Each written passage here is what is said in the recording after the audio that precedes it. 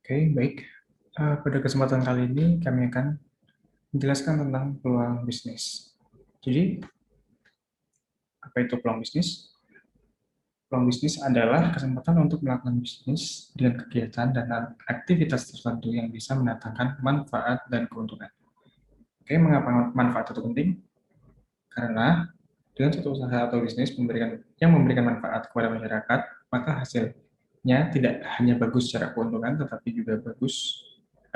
juga bisa berkelanjutan. Baik, di sini ada ciri-ciri peluang usaha yang bagus. Untuk dilihat ada strength, weakness, opportunity, strength. Jadi tolak ukur untuk menentukan ciri-ciri peluang usaha yang potensial adalah menggunakan analisis SWOT. Maka dari itu, langkah analisis ini sangat penting dalam menjalankan suatu usaha. Adapun inti-inti dari yang dijelaskan dari www.berdesa.com, uh, ciri-ciri peluang usaha yang bagus, pertama produk tersedia dalam jumlah yang banyak, kedua nilai kerugian yang kecil, ketiga ide pribadi atau plagiasi, keempat diterima di pasaran atau dibutuhkan di pasaran, dan kelima usaha bisa beradaptasi. Kemudian ada ciri-ciri usaha menurut munjukbisnis.com. Yang pertama, sifatnya nyata dan bukan money game atau MLM. Yang kedua, tidak hanya mengikuti tren, seperti contohnya misalkan Milo Kepal atau semacamnya. Ketiga, dapat bertahan dalam waktu yang cukup panjang, bukan musiman ya di sini maksudnya. Keempat, menjual barang yang dibutuhkan. Kelima, memiliki nilai jual yang cukup tinggi. Keenam, tidak menghabiskan modal di awal. Dan yang ketujuh, usaha punya potensi untuk berkembang. Baik, selanjutnya akan dijelaskan oleh teman saya. Selanjutnya saya akan membahas tentang tantangan dalam mengelola peluang bisnis. Yang pertama ada ketidakmampuan manajemen. Bagi kebanyakan orang, ketika memulai usaha, kurangnya pengalaman manajemen atau lemahnya kemampuan mereka dalam mengambil keputusan bisnis merupakan masalah utama dari kegagalan usaha mereka. Faktanya, sebagian besar orang yang terfokus pada modal dan ide untuk membangun sebuah usaha. Yang kedua ada kurang pengalaman. Biasanya hal ini dialami oleh mereka yang benar-benar baru pertama kali membuat bisnis tanpa pernah bekerja di perusahaan kecil sebelumnya. Idealnya, calon wirausahawan harus memiliki keterampilan teknis yang memadai atau pengalaman kerja mengenai pengoperasian fisik bisnis dan kemampuan konsep yang mencukupi. Kemampuan memvisualisasikan dan mengkoordinasi dan mengintegrasikan berbagai kegiatan bisnis yang menjadi keseluruhan yang sinergis. Yang ketiga ada lemahnya kendali keuangan. Dalam hal ini, ada dua kelemahan mendasar yang perlu digarisbawahi, yaitu kekurangan modal dan kelemahan dalam kebijakan kredit terhadap pelanggan. Banyak wirausahawan yang membuat kesalahan pada awal bisnis dengan hanya modal dengkul, yang merupakan kesalahan fatal. Wirausahawan cenderung sangat optimis dan sering salah menilai uang yang dibutuhkan untuk masuk ke dalam bisnis. Sebagai akibatnya, mereka memulai usaha dengan modal yang terlalu sedikit dan tampaknya permodalan yang memadai tidak akan pernah tercapai mengingat perusahaan mereka memerlukan semakin banyak uang untuk mendanai pertumbuhan. Yang keempat ada gagal mengembangkan perencanaan strategis. Terlalu banyak wirausahawan yang mengabaikan proses perencanaan strategis karena mereka mengira hal tersebut hanya bermanfaat untuk perusahaan besar saja. Namun kegagalan perencanaan biasanya mengakibatkan kegagalan dalam bertahan hidup. Dan ini berlaku untuk keduanya, usaha besar maupun usaha kecil. Yang kelima yaitu pertumbuhan tak terkendali. Pertumbuhan merupakan sesuatu yang alamiah, sehat, dan didambakan oleh semua perusahaan. Tetapi pertumbuhan haruslah terencana dan terkendali. Pakar manajemen Peter Drucker menyatakan bahwa perusahaan yang baru berdiri dapat diperkirakan mengalami pertumbuhan terlalu pesat dibandingkan dengan basis modal mereka apabila penjualan meningkat 40 sampai 50%. Selanjutnya yaitu lokasi yang buruk.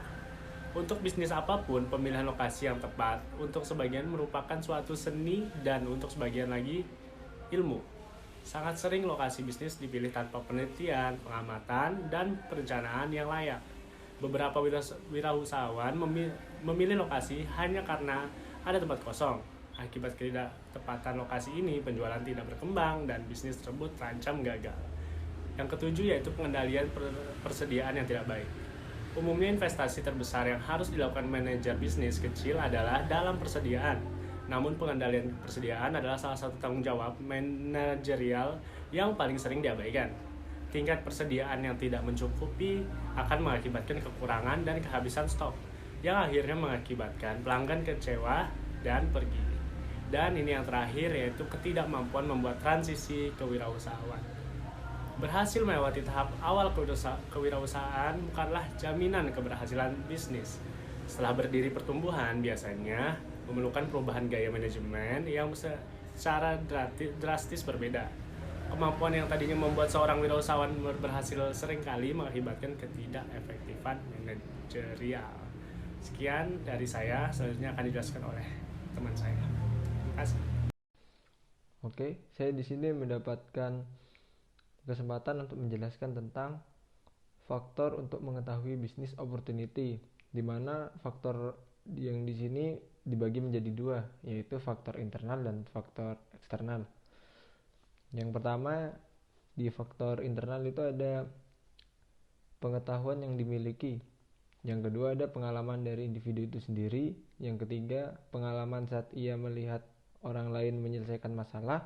Dan yang keempat, intuisi yang merupakan pemikiran yang muncul dari individu itu sendiri. Sedangkan untuk faktor eksternal, masalah yang dihadapi dan belum terpecahkan, kesulitan yang dihadapi sehari-hari, kebutuhan yang belum terpenuhi dengan baik untuk dirinya maupun orang lain, dan pemikiran yang besar untuk menciptakan sesuatu yang baru. Lalu saya akan menjelaskan tentang cara memanfaatkan business opportunity. Menurut Dr. D.J. Schwartz, tentang cara memanfaatkan peluang bisnis adalah sebagai berikut. Yang pertama, percaya dan yakin usaha bisa dilaksanakan. Yang kedua, janganlah hadiri lingkungan yang statis, karena itu akan melumpuhkan pikiran wirausaha. Setiap hari bertanya pada diri sendiri, bagaimana saya dapat melakukan usaha lebih baik. Yang keempat adalah bertanya dan dengarkanlah. Serta yang kelima, perluas pikiran Anda. Oke, selanjutnya teman saya akan menjelaskan bagian berikutnya. Perkenalkan, nama saya Manat Indri Fernando Senturi. Di sini saya akan melanjutkan hasil presentasi dari teman kelompok saya mengenai business opportunity atau peluang bisnis. Di bagian saya yaitu analisis peluang bisnis berdasar minat dan daya beli. Untuk mengetahui analisis peluang bisnis berdasar minat dan daya beli, yang pertama, kita mengadakan pengamatan langsung ke pasar. Guna mengadakan pengamatan langsung ke pasar yaitu untuk mendapatkan peluang bisnis. Cara yang paling sederhana yaitu melihat langsung kondisi pasar apa saja yang dibutuhkan oleh pasar. Yang kedua, melakukan wawancara. Untuk analisis seperti ini harus dilakukan secara langsung kepada konsumen untuk mengetahui tingkat pasar yang dibutuhkan. Yang ketiga, memberi angket untuk diisi oleh konsumen. Cara ini untuk mengetahui secara faktual berupa data yang akan digunakan untuk mempetakan jenis dan tingkatan kepuasan konsumen terhadap minat dan daya beli. Nah, kemudian hubungan antara minat daya beli dan kelangsungan usaha dapat digambarkan sebagai berikut. Yang pertama, minat besar, daya beli kuat, kelangsungan usaha terjamin. Yang kedua, minat besar, daya beli rendah, kelangsungan usaha terhambat. Yang ketiga, minat rendah, daya beli rendah, usaha tidak dapat berlangsung. Kesimpulan dari analisis peluang bisnis berdasar minat dan daya beli yaitu yang pertama, memilih dan membuat produk yang bermanfaat, berkualitas dan laku dijual dengan harga bersaing. Yang kedua, membuat desain yang baru dan dengan harga yang terjangkau. Yang ketiga, membuat produk lebih cepat dan lebih murah.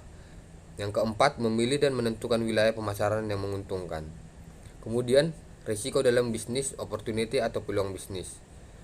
Yang pertama, risiko yang pertama adalah risiko finansial. Finansial merupakan risiko yang harus dapat dievaluasi untuk dapat mengkalkulasikan pendapatan dan pengeluaran. Yang kedua, risiko persaingan merupakan hal yang perlu diperhatikan, dikarenakan persaingan ini dapat membuat ketidakstabilan terhadap permintaan pasar.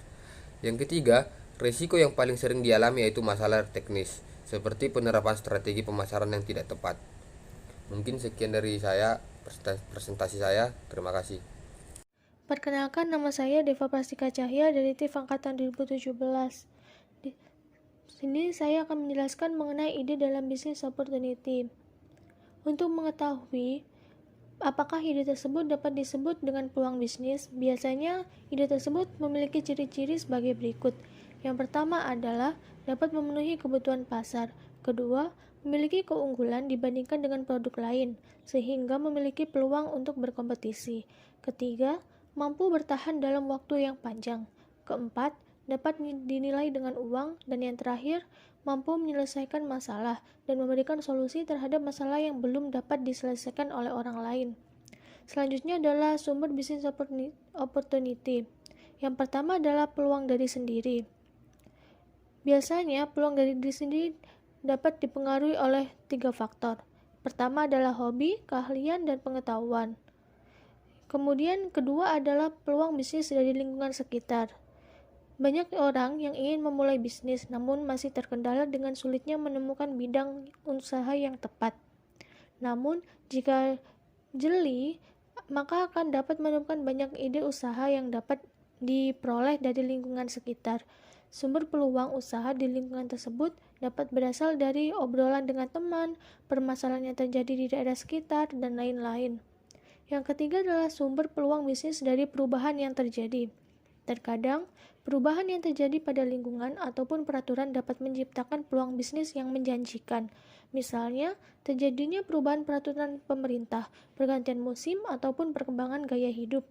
Dengan sedikit sentuhan kreativitas dan inovasi, maka perubahan-perubahan tersebut dapat dimanfaatkan sebagai peluang usaha yang menguntungkan. Dan yang keempat adalah peluang bisnis dari informasi. Pertumbuhan teknologi informasi saat ini sangat mempermudah kita untuk memperoleh berbagai informasi tentang peluang bisnis. Berbagai media bermunculan seperti koran, majalah, televisi, maupun internet